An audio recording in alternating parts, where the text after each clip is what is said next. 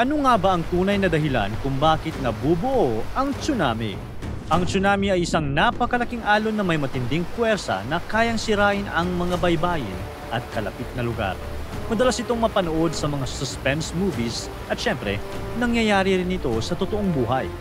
Tulad ng malawak na tsunami noong 2004 sa Indian Ocean na tumama sa maraming bansa sa South Asia at kumitil ng higit sa 200,000 na tao. Maraming haka-haka kung bakit nagkakaroon ng tsunami. Sinasabing isa raw itong simpleng tidal wave. May nagsasabing galit daw ang dagat, parusa ng kalikasan o senyalis na may paparating na mas malaking sakuna. Pero may totoong dahilan kung bakit ito nangyayari at paano ka makakasurvive sa ganito kalalang trahedya. Noong 2012, kumalat sa social media ang isang kwento sa Cebu. Isang 6.9 magnitude na lindol ang tumama noong February 6 at sa gitna ng gulo, may tatay na sumigaw, "Tsunami! Tsunami!" Kumalat ang balita na mayroong tsunami sa lugar. Ayun, nagpanik ang mga tao. Takbuhan sa kalsada. Lahat gustong makapunta sa mataas na lugar para makaligtas mula sa tsunami. Pero ang totoo, si tatay, tinatawag lang pala ang anak niya na si Tsunami! Achichey! Pero saan nga ba nagsimula ang kwento ng tsunami?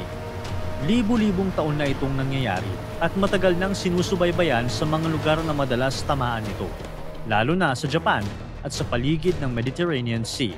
Ang unang naitalang tsunami ay nangyari pa noong 2000 BC sa baybayin ng Syria, panahon na wala pang modern instrument.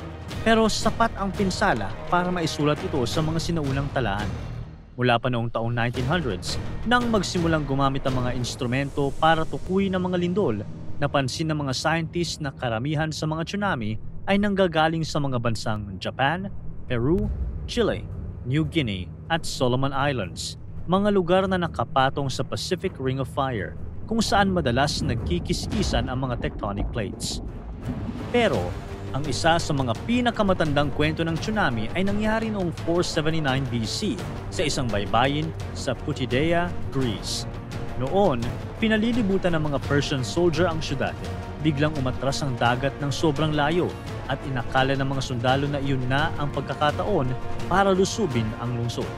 Pero bago pa sila makarating sa kalahati, bumalik ang tubig bilang isang dambuhalang alon. Sa isang iglap, nalunod ang mga mananakop.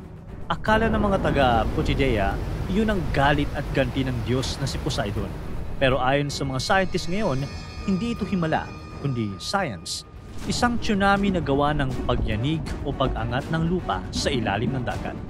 Marami ang nag-aakala na ang tsunami ay simpleng tidal wave o alon na dulot ng pagtaas at pagbaba ng tubig dagat dahil pareho silang nagmumukhang malalaking alon na humahampas sa baybayin. Pero hindi ito totoo. Ang tidal wave ay nabubuo dahil sa gravitational pull ng araw at buwan at mabagal ang pagtaas-baba ng tubig. Pero kung iisipin, magkahawig lang ang tidal wave at tsunami sa itsura ng alon. Parehong may trough yung ilalim at crest naman yung tuktok. Pero sa totoo lang, hindi ang tubig mismo ang gumagalaw, kundi ang energy na dumadaan dito. Sa mga karaniwang alon at tidal wave, galing sa hangin ang energy na umiihip sa ibabaw ng dagat. Kaya limitado lang ang taas at bilis ng mga ito. Pero ang tsunami, ibang usapan. Ang energy nito ay nagmumula sa ilalim ng dagat.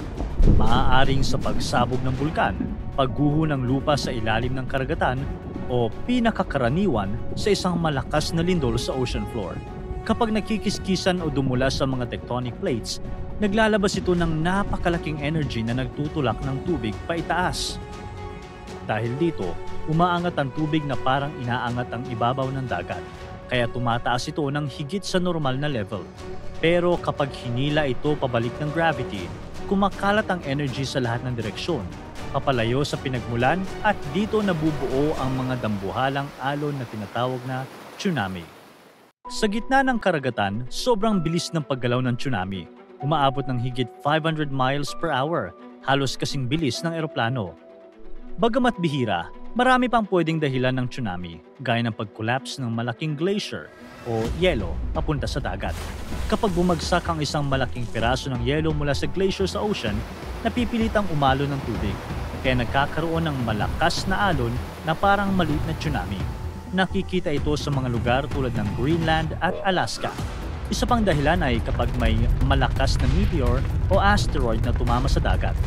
Bagamat napakabihira nito, kapag nangyari, ang bagsik ng tama ay kakalat ng malakas na energy na maaaring magdulot ng malawakang tsunami.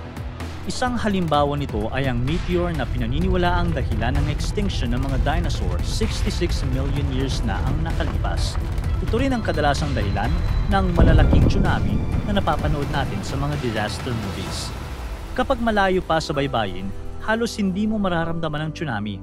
Tahimik itong gumagalaw sa kailaliman ng dagat. Normal lang ang lahat, parang isang malaking anino na dumadaan sa ilalim ng tubig. Pero habang papalapit ito sa mababaw na parte, nagsisimula ang tinatawag na wave shoaling.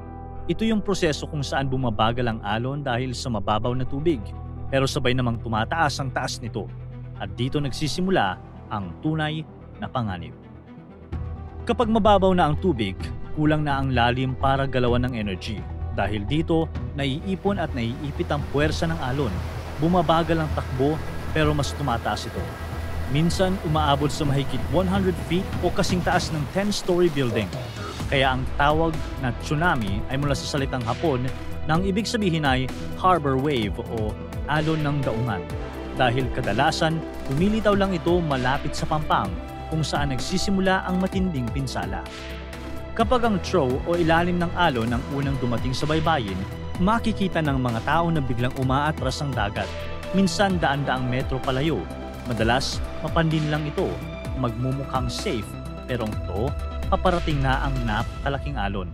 Kapag dumating na ang tsunami sa baybayin, nagsisimula muna ito sa pagtaas ng tubig dagat na parang mabilis na pag-apaw.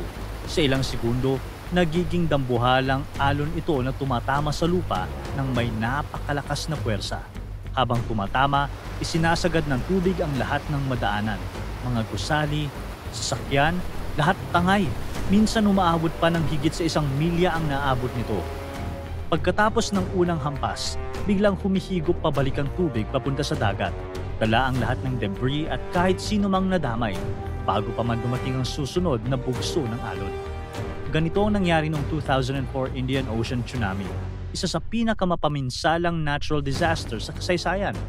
Isang serye ng dambuhalang alon ang tumama sa mga bansa sa South Asia, kabilang ang Indonesia, Thailand, Sri Lanka at India na kumitil ng mahigit 200,000 na buhay. Pero ang tanong, paano nga ba tayo makakaligtas sa ganitong mapanirang puwersa ng kalikasan?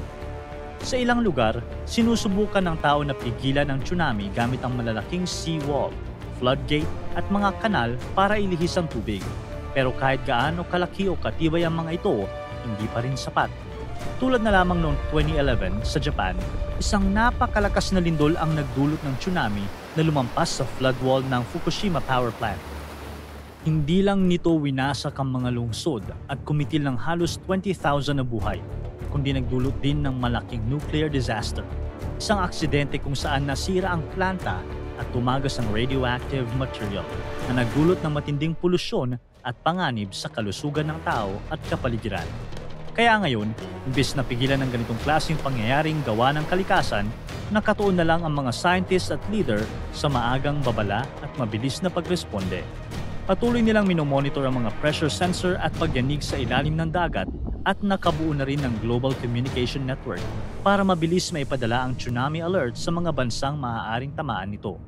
Dahil masyadong makapangyarihan ang kalikasan, ang pinakamagandang depensa ay kahandaan. Kung sakaling abutan ka ng tsunami, tandaan, tumakbo papunta sa mataas na lugar o matibay na gusaling may mataas na palapag. Huwag maghintay o tumingin sa alon. Kung umatras ang tubig, yun na ang warning. Huwag bumalik agad pagkatapos ng unang alon dahil madalas may kasunod pa ito. Makinig sa opisyal na anunsyo o alert system ng inyong lugar. Walang makakatalo sa kalikasan, pero may paraan para makaligtas kapag handa ka. Dahil kahit gaano ka pa kagaling lumangoy, mahihirapan ka pa rin makaligtas pag inanod ka na ng tsunami. Tsunami. Para tuloy-tuloy ang saya at kwentuhan, huwag kalimutan mag-subscribe sa Bubbly YouTube channel at pindutin ang notification bell.